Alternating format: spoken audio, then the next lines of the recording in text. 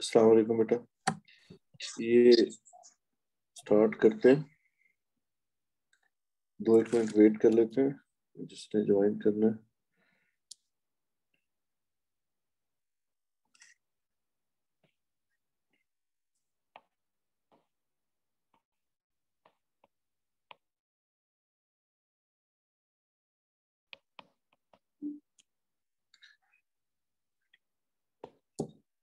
तो बेटा ये जब हम क्वेश्चन स्टार्ट कर रहे हैं, इसमें ये क्वेश्चन है समर 21 का पेपर 51।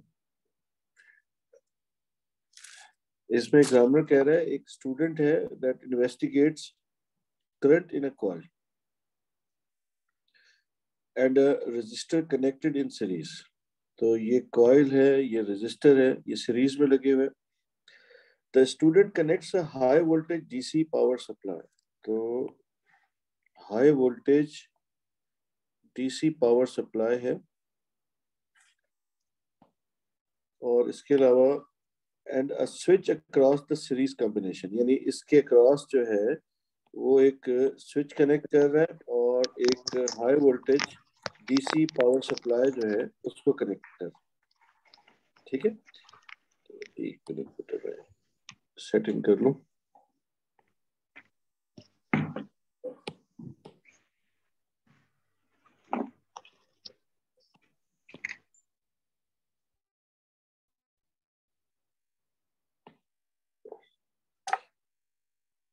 जी, तो ये हमारे पास सिचुएशन ये है कि एक कॉइल है और रेजिस्टर है और इनको हमने एक स्विच के साथ और एक पावर सप्लाई से कनेक्ट करना है और फिर हमें जो है उसके बाद काम क्या करना है देखते हैं। When the switch is closed, it takes time t for the current in the resistor of resistance R to reach a maximum value।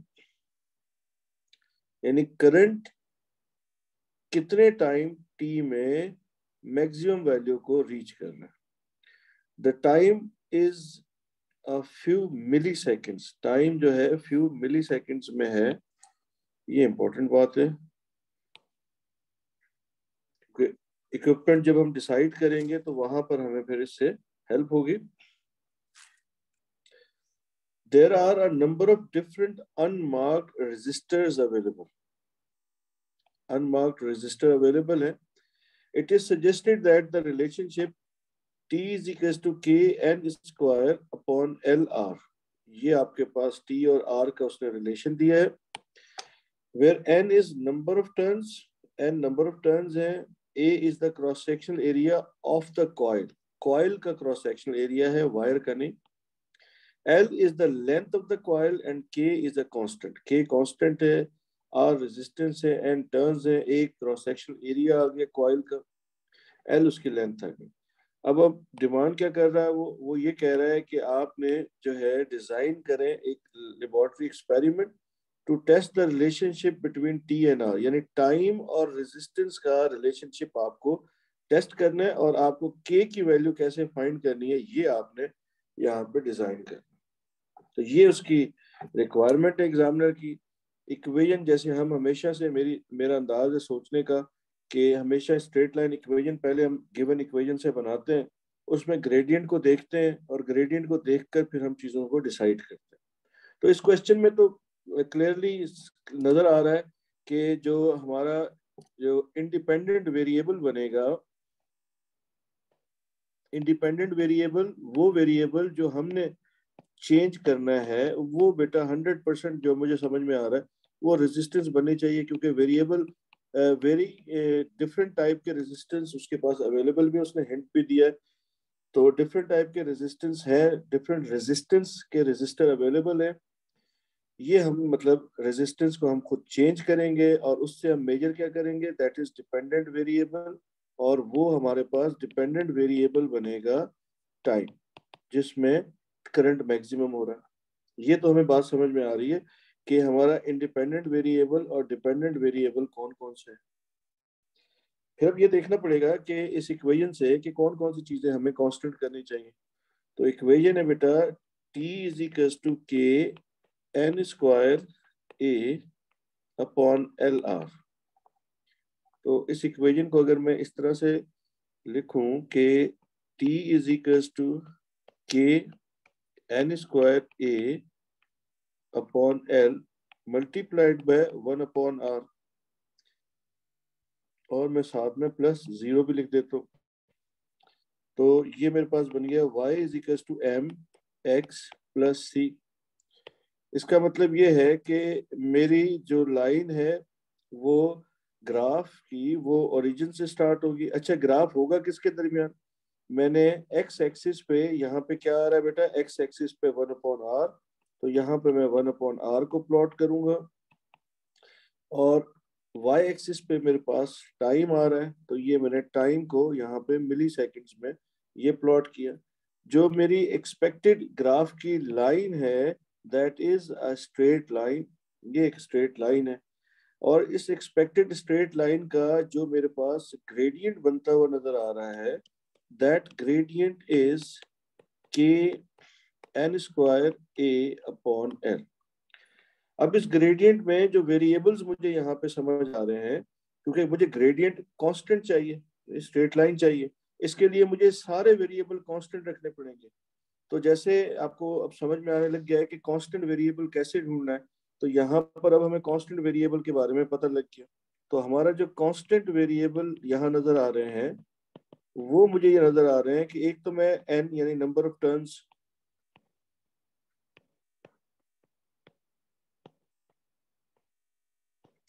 उसके बाद बेटा एरिया ऑफ कॉइल, और फिर लेंथ ऑफ कॉइल, ये सब चीजें जो है मैं कांस्टेंट मेंटेन करूंगा। अब मुझे पता नहीं है एमएस में उसने क्या कांस्टेंट रखा है क्या नहीं रखा है, लेकिन ये इस ग्रेडियंट से मुझे ये समझ में आता है। तो आई होप एमएस में भी ये सारे होंगे या कोई इनमें से एक होगा। तो इसका मतलब डिफाइनिंग प्रॉब्लम का जो एक काम होता है वो हम काफी हद तक अब सीख चुके हैं। अब हमें आता है कि कौन से वेरिएबल्स हमने कांस्टेंट रखने हैं और कौन से वेरिएबल को चेंज करना है, कौन से वेरिएबल को फिर मेजर करना है। ठीक है, आई होप इसमें कोई प्रॉब्लम नहीं है हमें। अब इसको थोड़ा सा लिख लेते हैं, उसके बाद फिर डायग्राम की तरफ जाएंगे। तो नंबर 1 हमारे पास आ गया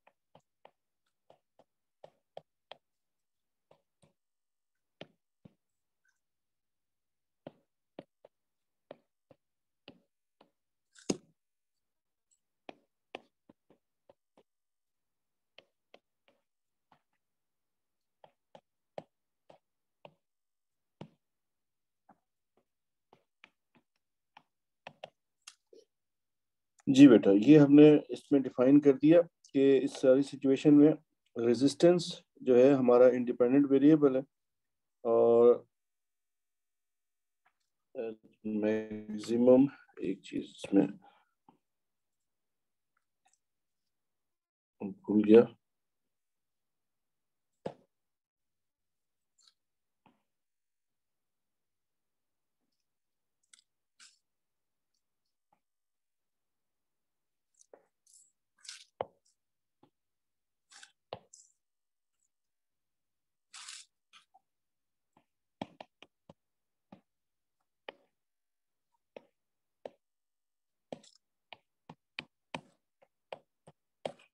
ठीक है जी, ये हम लिखना भूल गए थे, ये हमने ऐड कर दिया।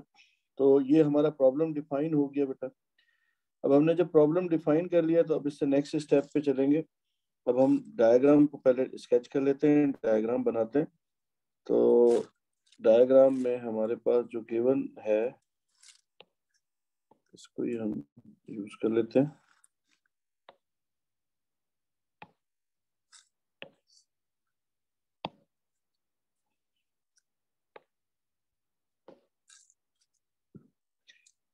ये बेटा हमारे पास डायग्राम आ गई। अब इसमें चीजें कनेक्ट करते हैं। जैसे अब हमें फॉर एग्जांपल यहाँ पर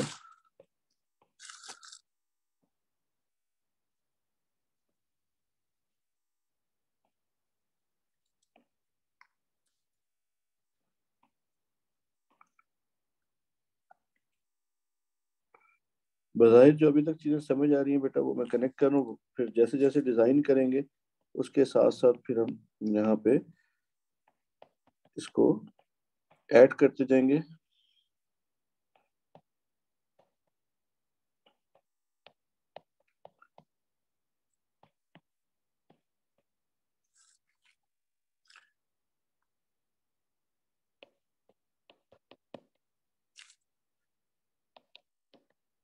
ये स्विच आ गया, रजिस्टर आ गया, कॉइल आ गई। ठीक है बेटा। अच्छा, अब हमने ये कनेक्ट कर लिया। अब हमें ये हो गया। अब हम इसको जैसे स्विच को क्लोज करेंगे तो इसमें से करंट फ्लो करेगा। उस करंट का टाइम मेजर करने के लिए या तो डेटा लॉगर लगाएं या सीआरओ लगा लेते हैं। तो सीआरओ का पहले स्ट्रक्चर डिजाइन कर दूं मैं।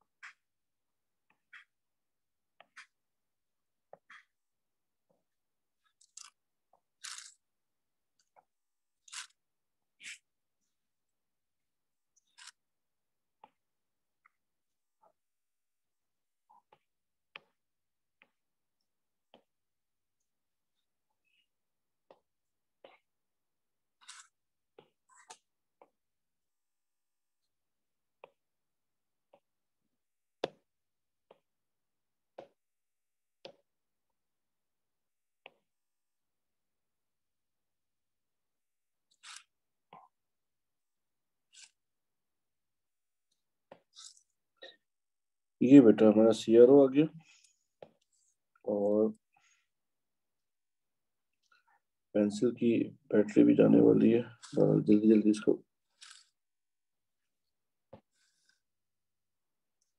ठीक है, करंट को का टाइम हम देखेंगे कितनी देर में ये मैक्सिमम पे जाएगा।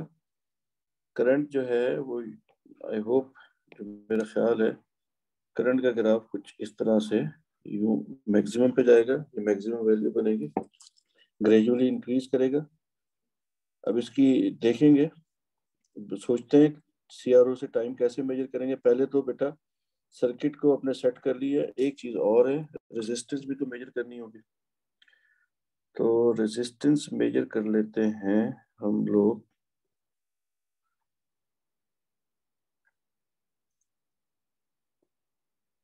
ये एक मल्टीमीटर लगा देते हैं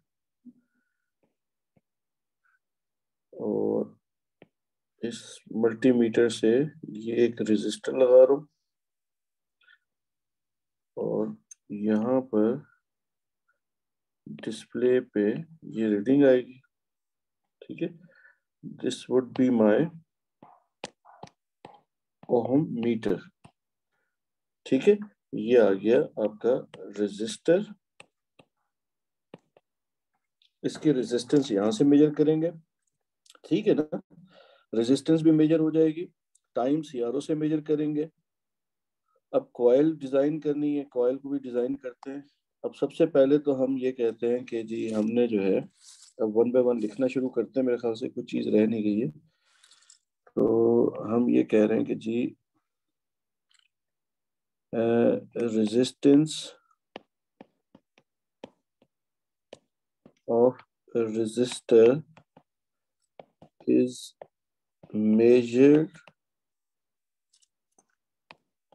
by using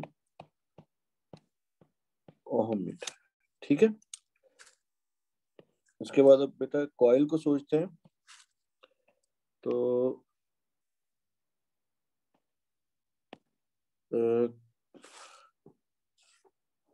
coil of having turns n, ठीक है,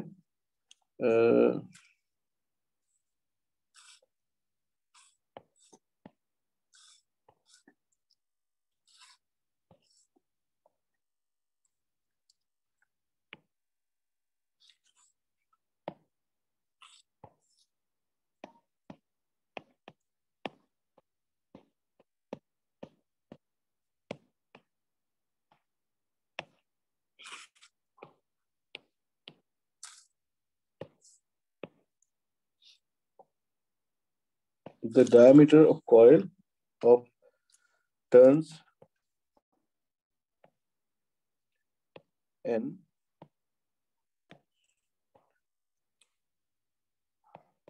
is measured along its length from two different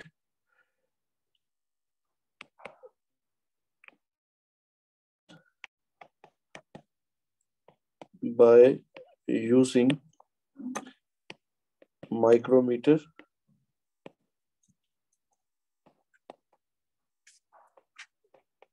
screw gauge, ठीक है। और उसके बाद बेटा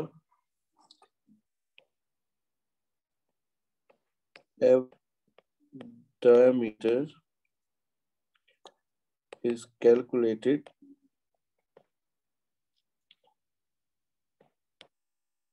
by using average D is equals to D1 plus D2 upon 2. The area of coil is calculated by using 5/4 D square. क्योंकि बेटा gradient की अगर आप इक्वेशन देखो तो उसमें डायमीटर नहीं आ रहा, उसमें एरिया आ रहा है ना। अगर आप देखें तो ये आपके पास यहाँ पे एरिया आ रहा है, तो यू नीड एरिया। ठीक है, तो हमने बता दिया कि हमारे पास n नंबर ऑफ टर्न्स है, यानी हमने नंबर ऑफ टर्न्स काउंट कर लिए हैं, डायमीटर हमने मेजर कर लिया, लेंथ रह गई है। तो लेंथ भी बता देते हैं उसको कि लेंथ हम कैसे मेजर करेंगे। तो द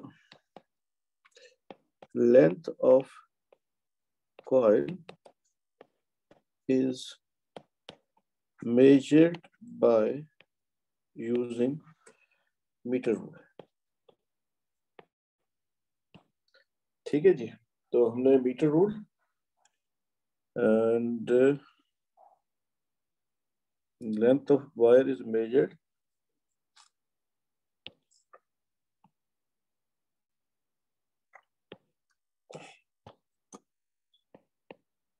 several times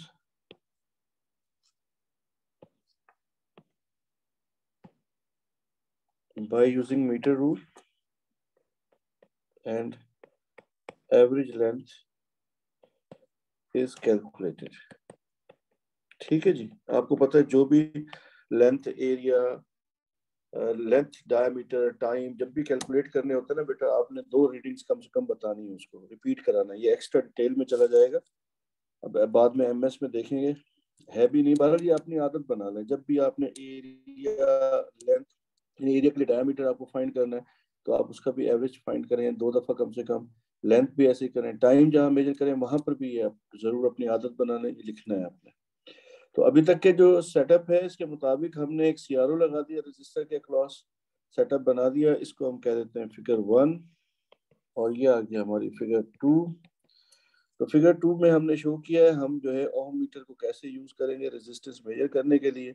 मल्टीमीटर है, इसके अंदर ओम मीटर होता है, तो उससे हम रेजिस्टेंस मेजर कर लेंगे। फिर टाइम के लिए मैंने डेटा लॉगर के बजाय मैंने सीआरओ को यूज किया है। सीआरओ मैंने पैरेलल में लगा दिया, करंट जैसे जैसे इंक्रीज होगा स्क्रीन पे डिस्प्ले आएगा और उसके बाद वो करंट कांस्टेंट मेंटेन हो जाएगा।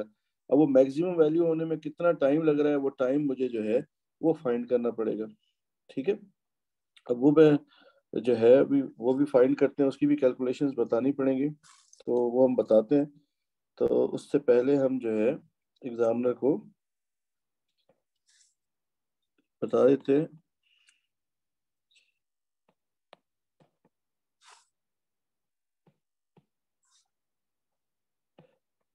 Setup is set as shown in figure 1। ठीक है,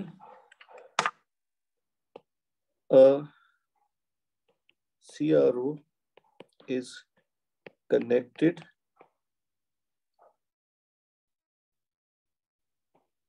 across a resistor R to measure time for current to become maximum। ठीक है, अब ये तो आपने बता दिया। अब आप बताएं, the switch S is closed and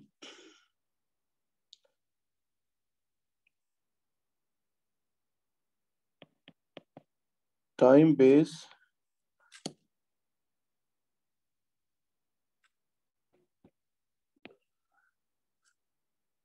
settings are read from CRO and number of divisions centimeter are counted। मैं समझा दूं कैसे, मैं क्या कह रहा हूँ। जैसे ये CRO का डिस्प्ले है, तो ये आपके पास यहाँ पे ये करंट की वैल्यू मैक्सिमम हो गई आपके पास। अब ये जिस टाइम में हो रही है वो टाइम ये है टी, ये टाइम टी है। अब ये टाइम टी कैसे मेजर करते हैं बेटा, इनमें से आपके पास ये जो है फर्ज करते हैं ये आपके पास टाइम बेस सेटिंग्स पे है, ये इसकी वाई गेन सेटिंग है। तो आपने जो इक्वेशन हम एएस में आपको सिखाते थे वो मैं दोबारा से याद करा दूं, that T is equals to small N into scale settings. ये इक्वेशन मैंने आपको सिखाई थी एमसीक्यूज के लिए। अब जैसे फर्ज करते हैं, मैं एक एग्जांपल आपको देता हूँ कि यहाँ पर आपने इसको सेट किया हुआ है, फर्ज करते हैं टाइम बेस्ड सेटिंग है 10 मिली सेकेंड्स पर सेंटीमीटर। अब बेटा ये हम काउंट कर लेते हैं, जैसे ये कितने सेंटीमीटर्स बन रहे हैं, 0 1 2 3 4 5 6 एंड 7। तो ये हमारे पास n की वैल्यू जो आ रही है ये आ रही है 7 सेंटीमीटर्स इनटू स्केल सेटिंग है 10 मिली सेकेंड्स। तो अब ये जो टाइम इंक्रीज हो रहा है जो मैक्सिमम पे जा रहा है दैट इज 70 मिली सेकेंड्स। ठीक है, समझ आ गई है टाइम कैसे कैलकुलेट किया जाएगा। टाइम स्केल सेटिंग्स आपने रीड करनी है और उसके बाद फिर आपने नंबर ऑफ सेंटीमीटर्स पे उसको जितने भी हैं हॉरिजॉन्टल ब्लॉक्स वो काउंट करने हैं, और काउंट करके आपने उसको मल्टीप्लाई करना है स्केल सेटिंग से, आपके पास टाइम आ जाएगा। अब ये आपको counted number of divisions are counted along X axis, ये ब्रैकेट में लिख देता हूँ बीच में मिस हो गया। ठीक है, अलोंग एक्स एक्सिस जो नंबर ऑफ डिविजन्स है वो आपने काउंट कर ली और स्केल सेटिंग्स आ गई। अब आपने एग्जामिनर को बताया कि time T is equal to n multiplied by scale settings is used to calculate time. ठीक है, अभी जैसे मैंने कहा था टाइम की मेजरमेंट होगी, उसको भी हम क्या करेंगे, हम कम से कम दोबारा से रिपीट जरूर लिखेंगे. तो switch is open and then closed again for the same resistance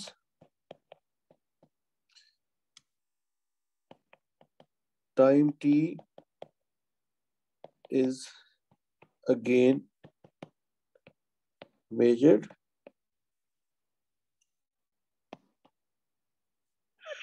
and average time is calculated for each resistor. ठीक है बेटा, तो इस तरह से आपने उसको बता दिया. अब आपने बताया उसे कि 6 resistor values are calculated, या एक मिनट, एक लाइन लिख देते हैं, इतनी कहानी बड़ी. For the other resistors, same procedure is adopted and time are calculated.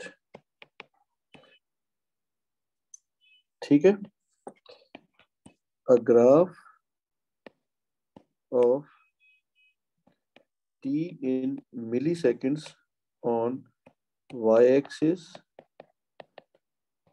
and 1/r in ohm inverse along x-axis is plotted.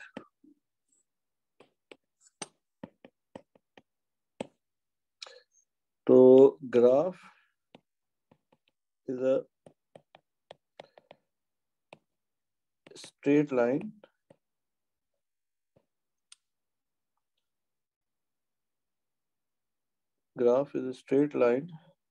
passes through origin, then the given relation is valid.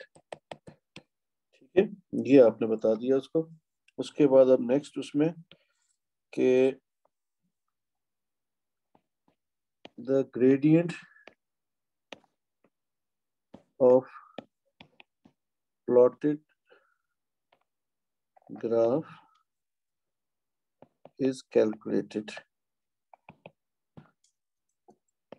Gradient is equal to capital G. Gradient किसके equal था बेटा, ये था kn square a upon l. kn square a upon l. तो k is equal to gradient into length upon n square into a is used to calculate value for k. ये k की value find कर ली बेटा आपने. ठीक है, इधर यहाँ पर अपना ग्राफ को भी मैं शो कर देता हूँ. तो ये आ गया t in millisecond 1/r in ohm inverse straight line. यहाँ पर इसका ग्रेडियंट जो है that is kn square a upon l. ठीक है, ये भी मैंने ऐड कर दिया इसमें एक्स्ट्रा डिटेल्स के लिए. अच्छा, अब ये था जी, अब सेफ्टी प्रिकॉशन लिख देते हैं बेटा। तो switch is kept open, switch is only closed when reading is to be taken। ये हमेशा ऐड कर लें इलेक्ट्रिसिटी में, स्विच को हमेशा ये बताएं इन ऑर्डर, रीजन भी बता दें साथ में, in order to over heating या heating, in order to avoid heating of coil which can burn fingers। ठीक है, उसके अलावा use gloves in order to avoid electric shock, ये भी लिख सकते हैं क्योंकि हाई वोल्टेज है। इसके अलावा तो मुझे और कोई प्रिकॉशन नजर नहीं आ रहा है इसमें, यही समझ में आ रहा है। ग्रेडियंट फाइंड कर लिया, ग्राफ प्लॉट कर लिया, टाइम पे रीडिंग एक्स की इक्वेशन भी बता दी है। और अगर मैं यहाँ पे भी एक्स्ट्रा डिटेल में, यहाँ पर भी अगर मैं ये लिखी है इक्वेशन, मैंने ये मेरे अच्छा किया यहाँ लिख दी है। तो ये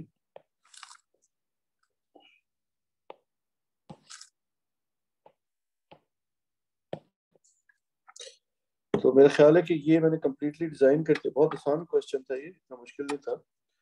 इसमें हमने रेजिस्टेंस को ओहम मीटर से मेजर कर लिया बेटा, और ओहम मीटर से मेजर करके हमने जो है रेजिस्टेंस मेजर किए।